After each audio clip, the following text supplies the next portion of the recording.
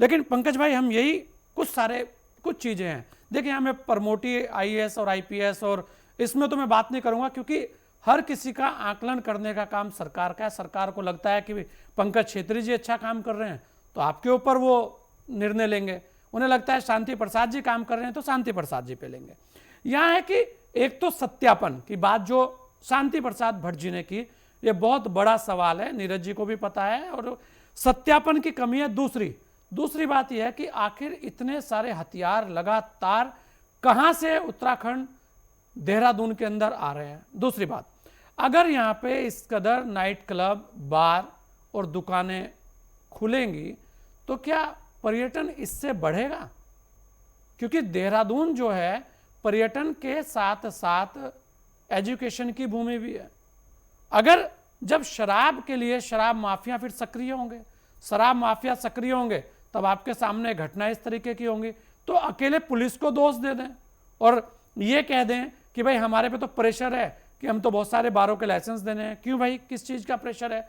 आप एक नियमावली होगी, पार्किंग की व्यवस्था कहाँ है, किस तरीके से आप दे रहे हैं, उसका टाइमिंग होगा, ऐसे बहुत सारे सवाल हैं।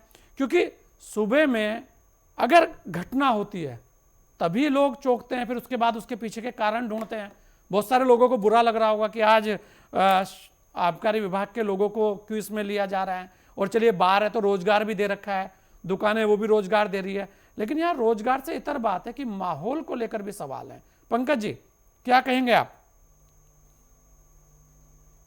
और एक और बात है पंकज जी, ये जो डिपार्टमेंटल स्टोर की व्यवस्था शुरू हुई थी दुकानों की, ये आपके कार्यकाल से शुरू हुई थी, ये भी मैं आपको बता दूं, उस पर भी जवाब दीजिएगा आप जी। देखिए संजय जी, सबसे बड़ी बात तो ये है कि सर्वोपरि कानून व्यवस्था है, और कानून व्यवस्था जब ध्वस्त होती है तो आम आदमी भी उसकी चपेट में आता है। तो कानून व्यवस्था क्यों ध्वस्त हो रही है, सबसे पहले इस कारण को हमें समझना पड़ेगा। नहीं ये बताइए पंकज भाई, आपसे एक सवाल इसी में मिला दे रहा हूं, आप उसका भी जवाब दे दीजिए कि मैं नोएडा से निकलता हूं, देहरादून जाता हूं, और देहरादून जाकर मैं नाइट क्लब में बैठता हूं या बार में बैठता हूं, 2-3 बज जाते हैं और वहां पर और लोग भी हैं और हमारा झगड़ा होता है, बाहर निकलते हैं, गोलियां चला देते हैं। इसमें पुलिस क्या करेगी? उसे कैसे पता कि मैं नोएडा से जाकर वहां नाइट क्लब में झगड़ा करूंगा और फिर गोलियां चला दूंगा? तो यहां तो सवाल यह भी है ना कि भाई जब आप व्यवस्थाएं दुरुस्त नहीं करेंगे, उस पर भी बात होगी ना तब तो, क्योंकि एक तरफा बात नहीं होनी चाहिए। जी पंकज भाई, अब इसमें मिला के अपनी बात रखिए जी, माफी चाहूंगा आपसे जी। देखिए संजय जी, पुलिस का अहम किरदार होता है किसी भी कानून व्यवस्था को ढर्रे पे लाने के लिए जी। आप यही बात अगर करेंगे तो गुड़गांव और ग्रेटर नोएडा से ज्यादा तो कहीं नाइट बार नहीं है, परंतु वहां फिर भी इस अनुपात में कम फसाद होते हैं, क्योंकि वहां कहीं ना कहीं दोनों पे कार्रवाई होती है। परंतु हमारे यहाँ एक परिपाटी बनी आ रही है कि जो प्रभावशाली होगा उसे तो पता है पुलिस मेरी जेब में है। अभी मैं जिस प्रकार से शांति प्रसाद भट्ट जी को भी सुन रहा था तो उसमें भी दो पहलू हैं, जो उन्होंने प्रमोटी की बात कही और डायरेक्ट आईपीएस की बात कही। हम पिछले कई सालों से तो प्रमोटियों को ही झेल रहे हैं उत्तराखंड की राजधानी देहरादून में, और वो सारे विफल हो रहे हैं, तो आईपीएस हमारे कहाँ चले गए, ये भी बड़ा प्रश्न उठता है। पर यह है कि अब आईपीएस सुनेंगे नहीं, सीधे आईपीएस जो अगर उन्हें जिस प्रकार से सत्ता चाहेगी, जिस प्रकार से गृह मंत्री चाहेंगे, अब हम राजनीतिक लोग हैं, हम पुलिस की बात करेंगे तो हम पहले गृह मंत्री को पकड़ेंगे कि गृह मंत्री कौन है, गृह मंत्री इस्तीफा दें, फिर जाके देखते हैं कि गृह मंत्री भी वही हैं, फिर हम जाके बोलते हैं कि ये तो आबकारी विभाग की गलती है, आबकारी विभाग की नीतियां या आबकारी विभाग और गृह मंत्रालय का आपस में सामंजस्य नहीं है, आबकारी मंत्री इस्तीफा दे। फिर बोलते हैं आबकारी मंत्री कौन है, फिर पता नहीं चलता कौन है, फिर पता चलता है कि एक ही वही है, सबका मालिक एक। फिर जाके अब बोलते हैं मुख्यमंत्री कौन है, मुख्यमंत्री इस्तीफा दे। भैया मुख्यमंत्री कहां सो रखे हैं? तो पता चलता है कि मुख्यमंत्री सारे विभागों को संभाल रहे हैं। अरे भाई, सीएम साहब आदरणीय धामी जी, धाकड़ धामी, धुरंधर धामी, और हम आपको सुपरमैन धामी की आज उपाधि देते हैं। आप सुपरमैन हैं, परंतु ये अपराध कम करवाइए, आम आदमी चैन की जिंदगी जिए, और दूसरा जो हम देवभूमि है उसकी भी जो हमारा संदेश पूरे संसार में है वो भी बना रहे, और हम व्यापारिक चीजें भी करें, व्यवसायिक चीजें भी करें, पर्यटन को भी बढ़ावा दे, परंतु संतुलित तो होना चाहिए ना। अब इसमें तो यही है कि मेरा कातिल ही मेरा मुंसिफ है, क्या मेरे हक में फैसला देगा। अब सरकार पे बात उठाने लगो तो सरकार कल से ढूंढने निकालेगी, अरे बड़ा बोल रहा है, अब इसको पकड़ो, इसकी कमियां ढूंढो, इस पे मुकदमा दर्ज करो। तमाम चीजें सरकार, चाहे पत्रकार हो, चाहे विपक्षी दल के लोग हो, चाहे आम कार्यकर्ता हो, आदमी हो, कोई सिविलियंस हो, जो सरकार पे प्रश्न चिन्ह लगाएगा सरकार उसके पीछे पड़ने का कल से काम करेगी। पर आप बताइए पंकज भाई, लगातार आप इस मंच पे आते रहे हैं पंकज भाई, मुझे लगता नहीं शांति प्रसाद जी भी यहाँ हैं, नीरज भाई भी यहाँ हैं, और आप भी हैं, सभी लोग, मैं आप ही से ले रहा हूं, मैं पंकज भाई मैं आप ही से ले रहा हूं, शांति प्रसाद जी, मुझे नहीं लगता कि हमारे मंच पे आपको कभी रोका हो, आपने सारी बात बोली होंगी हमेशा। नीरज भाई विरोध में भी रहे, लेकिन सरकार की तरफ से मुझे कभी कोई दबाव नहीं आया, तो ना कोई ऐसी कार्रवाई नोटिस आई कि अभी तक। तो हाँ, ये कह देना कि कुछ मर्यादा में रहना सबको चाहिए, लेकिन हाँ कुछ भी हो सकता है, जैसे आप बता रहे हैं। संजय जी, स्थिति इतनी खराब हो गई है, आप देखिए कल उत्तर प्रदेश, पूर्वी यहाँ पे उत्तर प्रदेश के लोग, जाट महासभा यहाँ पर पूरा कूच कर रहा है कल जी। यहाँ पे अभी जो बच्चे की लॉ कॉलेज में हत्या हुई है निर्मम, उसमें अपराधी फरार हैं। आप देखेंगे एक अजय सिंह जो हमारे एसएसपी होते थे पूर्व के, उनके कार्यकाल में राष्ट्रपति के दौरे के दौरान रिलायंस स्टोर में लूट हुई थी। उस लूट का आज तक नहीं पता है। अभी एंजल चकमा की निर्मम हत्या हो गई, हमने बोला कि वो एक आरोपी फरार है, वो नेपाल भाग गया। अभी इसकी दिवांशु जटराणा की हुई, उसमें हम कह रहे हैं कि आरोपी बिहार के थे, वो भाग गए हैं। अरे हम हर बार स्पष्टीकरण देते हैं, हम कानून के हिसाब से कार्य नहीं करते हैं। कल से इन्होंने ड्रामा कर रखा है, पूरे फेसबुक सोशल मीडिया पर रील पे रील चला रखी है, और सारे क्लबों पे छापामारी ऐसे कर रहे हैं कि वहीं पे बैठे होंगे चुपके, जैसे कि आतंकवादी।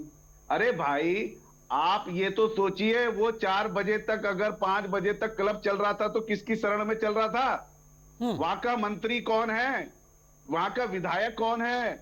सारा पूरी मसूरी विधानसभा क्षेत्र में जितने भी क्लब और जितने भी ये नाइट क्लब आते हैं, वो सारे गणेश जोशी ने बर्बाद किए हुए हैं। अब उसके बारे में कोई नहीं बात करेगा, पीछे पड़ जाएंगे क्लबों के। अब आपको व्यवसाय भी करना है, आपको पर्यटन को भी देखना है, आपको ये भी देखना है कि कौन कानून के दायरे से बाहर जा रहा है, उस पर भी तो आपको बात करनी पड़ेगी। ये 6 बजे तक क्लब कैसे चल रहे थे? इंटेलिजेंस फेलियर क्यों है? ये हथियार कहां से आ रहे हैं? इनके पीछे ये ड्रग्स स्कूल यूनिवर्सिटी में कहां से आ रहे हैं?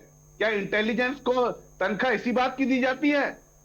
किस बात की उनको तनख्वाह दी जाती है? हमारी गाड़ी कमाई से मैं टैक्स भरता हूं, एक आम मजदूर जीएसटी के रूप में टैक्स देता है, और यहाँ का धनाढ्य व्यक्ति जो होगा उत्तराखंड का, वो भी टैक्स भरता है, एक आम नागरिक भी टैक्स भरता है।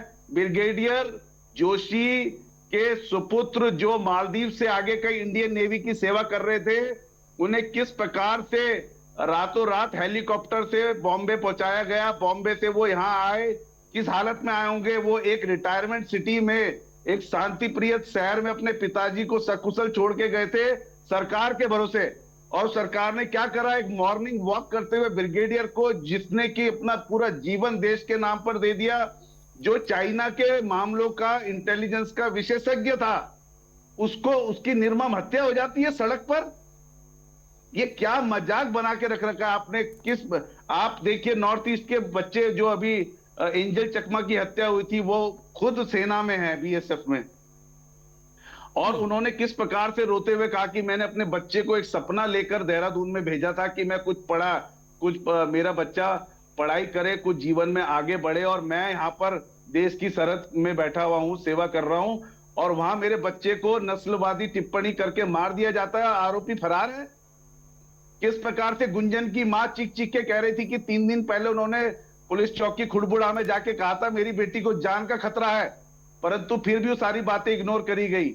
किस प्रकार से पुलिस अभिरक्षा में अभी रतूड़ी जी की पीआरडी के एक जवान की निर्मम हत्या कर दी जाती है और बाद में आत्महत्या की बात कर दी उस पर मर दिया जाता है कि आत्महत्या करी।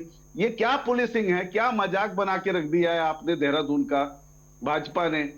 ये बहुत शर्म की बात है। और अगर हम जल्दी इसको हमने अपनी कमियों को नहीं सुधारा, और मैं तो कहना चाहता हूं तत्काल इस पे गृह मंत्री को और आबकारी मंत्री को इस्तीफा देना चाहिए, परंतु इस्तीफा नहीं देंगे क्योंकि वो सबका मालिक एक है। अब वहां सुपरमैन हमारे बैठे हैं, तो सुपरमैन से मैं हाथ जोड़ के कहूंगा कि स्थिति को संभालो पंकज भाई, और हमें निजात दिलवाओ इस सबसे। हम देहरादून में इसलिए नहीं बैठे हैं कि यहाँ पर इसको क्राइम कैपिटल आपने बना के रख दिया है। मैं कहता पंकज भाई, मैं यही कहता कि इतनी देर आपने सारी चीजें बोली और नीरज भाई भी सुन रहे थे और यूकेडी भी सुन रही थी। मैं मथुरा जोशी जी आपके पास आ रहा हूँ इस सवाल को लेके, लेकिन आपने इस बात का जवाब नहीं दिया जो मैंने कही थी कि डिपार्टमेंटल स्टोर में शराब खोलने की नीति आपके टाइम पे आई और उसके बाद आज वो किस कदर बढ़ती जा रही है।